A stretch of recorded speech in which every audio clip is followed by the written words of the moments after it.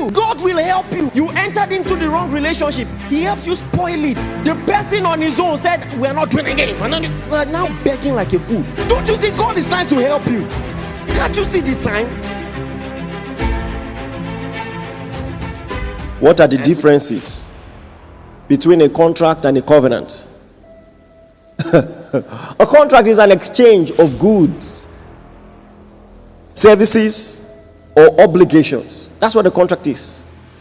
A contract is an exchange of goods, services, or obligations. I give you this, you give me that. I don't know if you know, a lot of people approach marriage that way. And the reason I'm taking time to teach it is because some things have become so normative in our culture, you don't even see that you have become transactional in the way that you're approaching love and marriage. It seems very normal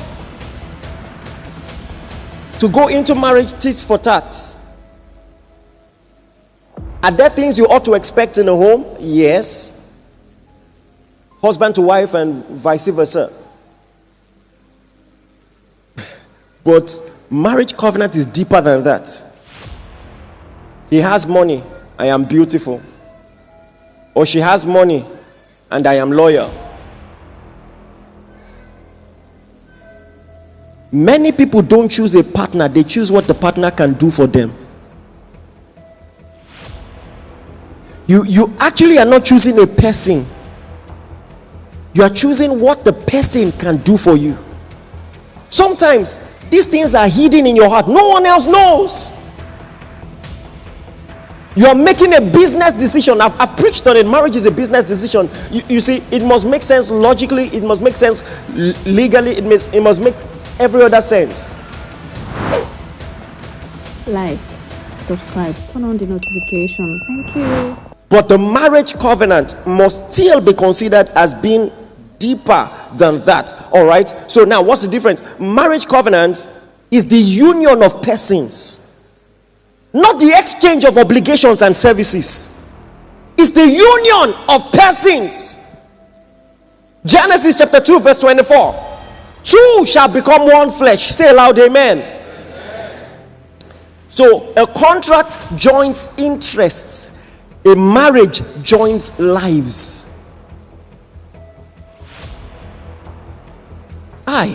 If you don't understand this, you can live as a single person in a home.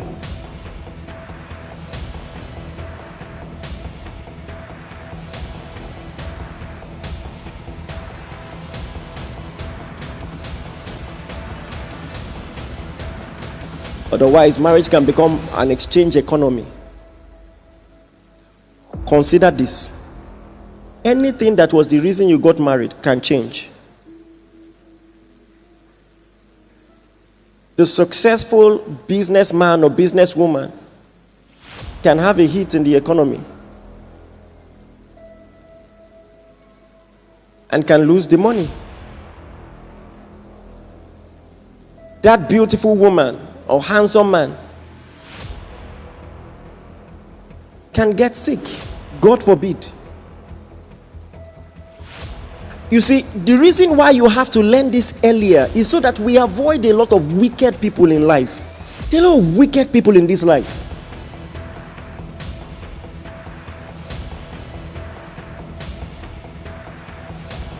If at your vulnerable state, your partner doesn't feel safe with you, there's a problem. You know, I keep saying this because I think it was a life-altering moment for me. I was doing my Master's in Business Administration at Unilag. And one of the days I was driving home, this was 2013 or so. Like, subscribe, turn on the notification. Thank you. One of the days I was driving home, one lady asked me to give her a lift. I think she was even pregnant at the time. So I gave her a lift. And one thing led to another, we were just talking. And she said unequivocally that if her husband loses his money, she's leaving the house. That she would divorce him instantly. I looked at her, I thought she was joking. She was serious. I mean, at first I was disappointed, but after a while I was now like, What's my own? You don't understand the agreement they had. Because some people, that's all they have to offer. That's all they bring to the fore. They just throw money around and expect you to follow the sense. But I'm here to tell you, a Christian marriage is different. Biblical marriage is a covenant.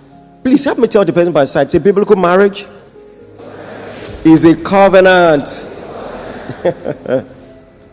Second difference. A contract is conditional on performance. Is conditional on performance. If one party fails, the contract can be terminated.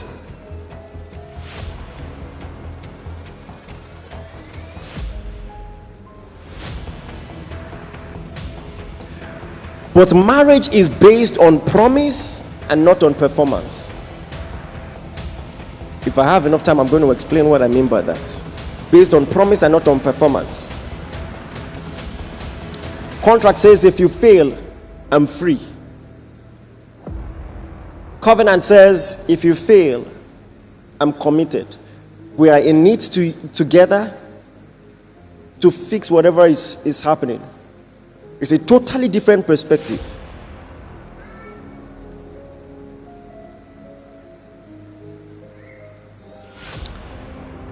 Number 3, contract defines specific duties. Specific duties. It defines limited obligations. I think this is a problem a lot of men have. Like, subscribe, turn on the notification. Thank you. What's your problem? I pay house rent. I pay electricity bills. What are you complaining about? Sir, it's deeper than that.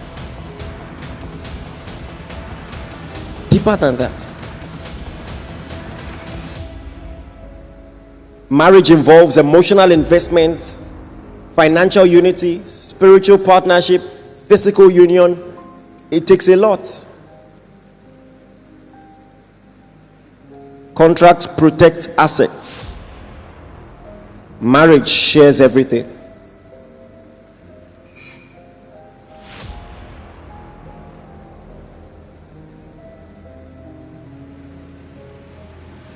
And here is something you must know about the marriage covenant. Again, I'm saying it to you. God is the author of the marriage covenant. Let me describe it to you this way.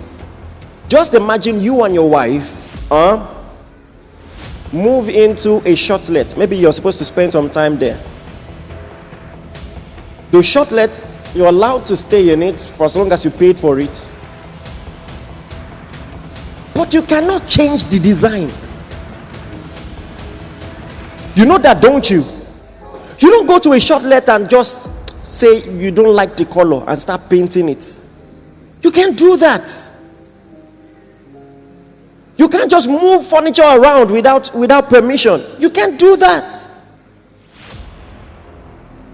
You are allowed to use it, but you cannot change the design. A lot of people don't know how rude and arrogant it is to try to change God's design for the home.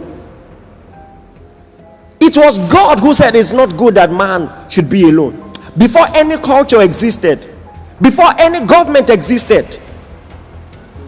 And if no one else would do things God's way, at least a Christian should.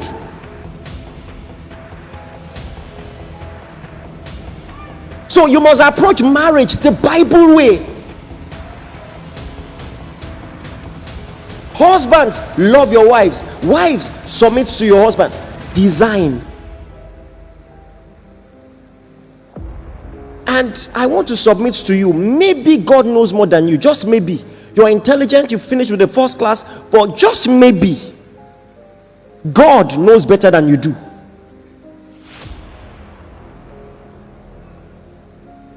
We may never really get the opportunity to test both of you in an exam. Or like Job challenged God. He said, bring him to a courtroom. Let's plead this case. Thank God for all your brilliant ideas. God is the author.